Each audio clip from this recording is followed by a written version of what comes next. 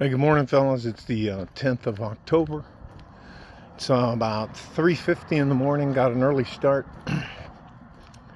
I'm gonna title this video "Being B-E-I-N-G Taken Advantage of." I had one of the few people on planet Earth I consider a friend text me, call me, and we met up for coffee. And he is being taken advantage of. Now this has to do with a work environment, not such as a woman or anything like that. So before I tell you the story, and it is a story because it's still going on, you have to understand that there are people out there who are going to do whatever they can to take advantage of you, especially if they know you're a good person in general.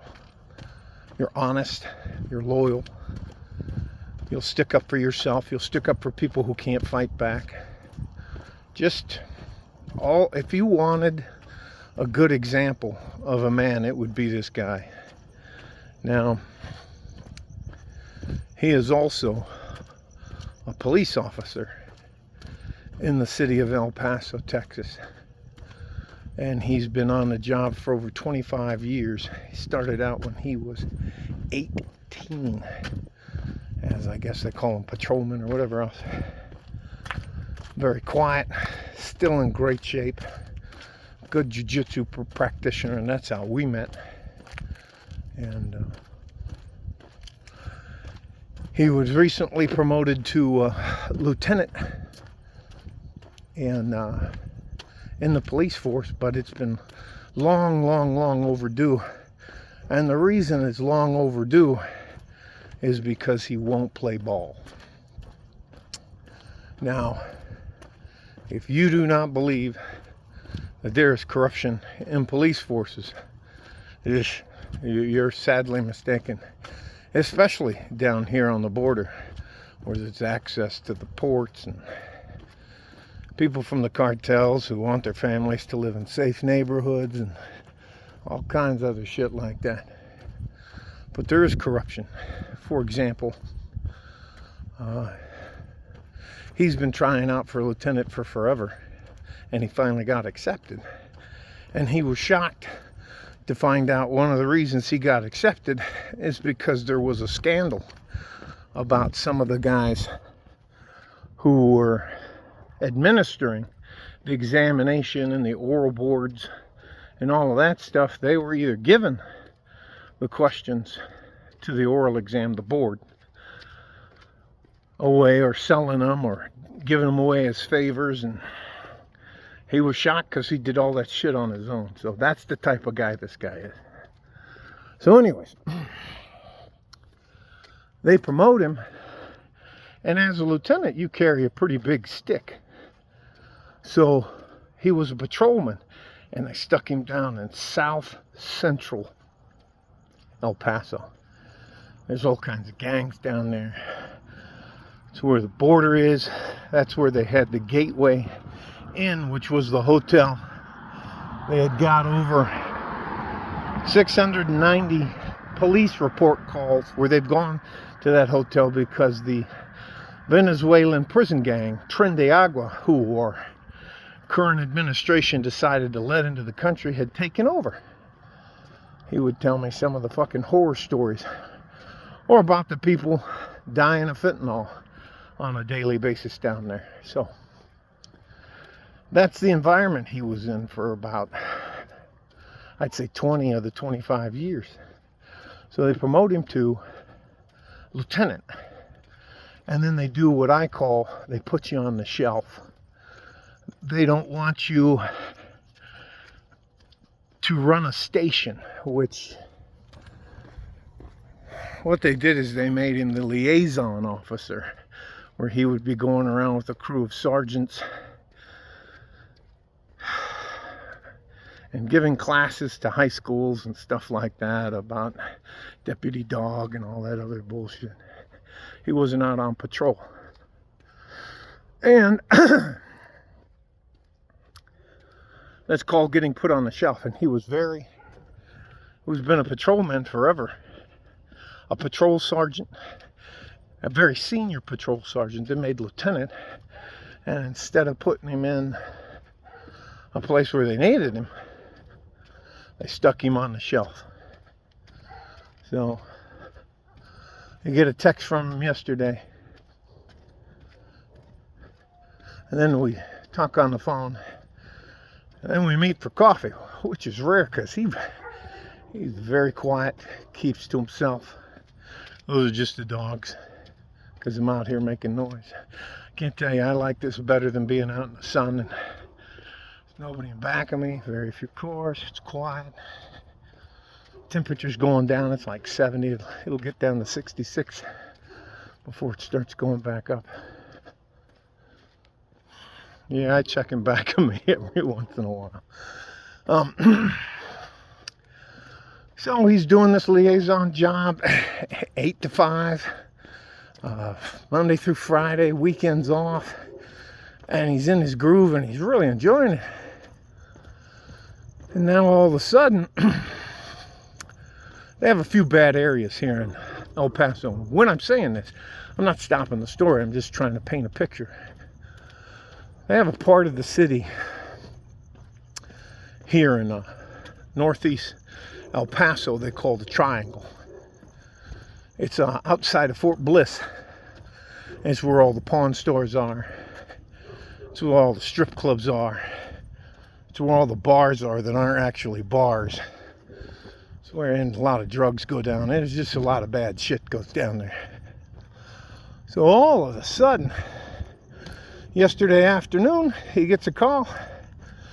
And evidently, he won't tell me much about it, but evidently that entire station has had a giant meltdown. And again, I'd be guessing, so I'm not going to tell you anything that I don't know is true. But he's not going to be in charge of that station. And this is where I'm thinking about. He only has like 2 or 3 years left. He can retire with a full pension after risking his life for 30 years. That's just... And they kept him for 20 plus years in the roughest part of the city down near the border called South Central El Paso. That's right next to Juarez, Mexico. And now they want him to go in and take over the station in Northeast, and that's right, it's not in smack in the middle, but it's in the Triangle. And that's, you know, I was like, holy shit. I was like, what the hell? And he was like, yep, but he'll be a guy that always leads by example. He's a guy who doesn't raise his voice. He's one of those guys, if he has something that he thinks you're messing up, he'll take you aside and talk to you privately. He won't embarrass you in front of everybody. He's a really good man. And I'm worried about him. Because since I've been here since 2016, Central El Paso, down near the border, and the Northeast Triangle, two fucked up places. And this guy was on cruise control. And now all of a sudden, I don't know why these fucking dickheads think it's okay to block the sidewalk like this. Fucking, what a bunch of boneheads. Anyways, let me show you. I'm gonna go up here, bang on the light there. Finally fixing the wall. Drunk driver hit the wall. That's what I found out later. Anyways, all that to say this. I told him about the corruption that I personally know about in the El Paso Police Department. I told him about the corruption in the ICE agents. That some of them are making $40,000, $50,000 extra a month. But just letting a few cars go through, or a truck go through. And Border Patrol, anyways. And we're talking about millions and possibly billions of dollars going across the border, both ways. Money going back to Mexico, cold hard cash, and products and services coming in here. So I didn't offer him any advice. He just wanted to talk, and that's pretty rare. That guy. I mean, for us, a good conversation could be sitting around having breakfast or having a couple cups of coffee, listening to everybody else talking. He might say, "Hey, how's your family?" "We're doing good. How about yours?" "Oh, we're doing good." That's an entire conversation. He's just a really stand-up, lead by example guy. And I think they're putting him in that place, in that station, because it melted down. And all he would tell me is that he'll be the guy in charge, and everybody else will be new. They'll all be new. So if something bad happened up there. All that to get to this point. There are always going to be, in the military, there were always guys who would take advantage of you. When you're a young private in the Army, and I can only speak for the Army, you always end up on a fucking shit detail because they know you won't complain and you'll do it. So rather than spread that out, they just take advantage of the fact that you're a good person. And that's why I used to bump heads with all those people. Or you'd have some stupid ass second lieutenant with a history degree telling you about combat and how it's going to be the best platoon, or some first lieutenant who's executive officer in your line company, infantry line company, telling you what it's like. Or you'd have a captain who was trying to make major by any means necessary and couldn't. When you can employ your squad, team, platoon, company, or battalion, it's called fighting the battalion, you can really move you into the best position, keep your guys alive and stuff like that. And then you have guys that just take advantage of everything, and it's always everybody else's problem. They never do anything wrong. Those are the guys. That's what I think is happening to my friend. And I told him that, but I told him that to his face. And he said, hey, he said he missed patrol. And that's the other thing, what they can do to you and what they do to a lot of us in the military who do stuff in small teams. They turn us into what are called, I call them adrenaline junkies. Adrenaline junkie is somebody you get to do super, just uber cool stuff. I mean, you get great equipment, you get GSG-9 boots, you get all this. Anyways, but you can't tell anybody, except you can talk to your crew, the guys you're with in that. But those guys too get taken advantage of. And when they're done with you, when the military's done with you, they just toss you away. You no longer, you've reached your what do I call that? The end of the road. You're not useful anymore. You're a little long in the tooth. You're what we would call a road warrior, which is retired on active duty. So, but I hope if you're being taken advantage of, for example, there are guys that work in businesses and they're always there on time. They never cause any trouble. They're always looking out for the company. They don't take breaks. They don't fuck around. They do a great job. They're quality workers. They do the best work. And they don't seem to get promoted.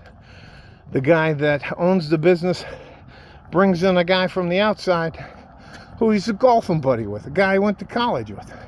That's what I mean, they take advantage. So I hope this makes sense to you. And if you come to the realization that you're being taken advantage of, the worst thing you can do is let them know that you know. Now that's my personal opinion, because most people don't like it when you wake up and they're like, what the fuck's going on? Anyways, it's why I got out of the rat race. I did whatever I had to do to get out of the rat race. So, hope that makes sense to you. If you're going to go into the trades, I hope you go into the trades with the realization that you're going to start your own construction company. You're going to start your own trucking company. You're going to start your own finished carpentry, plumbing, electricity, that kind of stuff. There's no real reason for you to become a master electrician or carpenter or any of that stuff unless that license is going to be for your business. So the other thing I highly encourage you to do is be an entrepreneur. Everybody needs gas, so gas stations. People wash their clothes. People need apartments. People need management companies to do that. People need security. So, all that to say, I hope none of you are being taken advantage of. I hope if you realize you're being taken advantage of, you don't let on, and what you do is you escape. Nothing hurts people more than when they lose a good employee. A good, honest, hard-working SOB, that son of a bitch. You're worth your weight in fucking platinum and diamonds and gold. For God's sake, a mechanic. A good, honest, hard-working mechanic. Come on now. Find a good, honest mechanic and then go to a fucking dealership. What a bunch of fucking scumbags. Alright. I'm going to get off on a rant. Love you guys. Stay safe and healthy.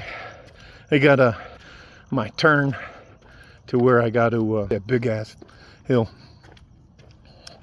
Stay safe and healthy. Take care of each other if you can. And if you can't, you take care of yourselves. You're the prize. Like a fart in a G-string. West Texas, El Paso. I'm out of here. Bye-bye.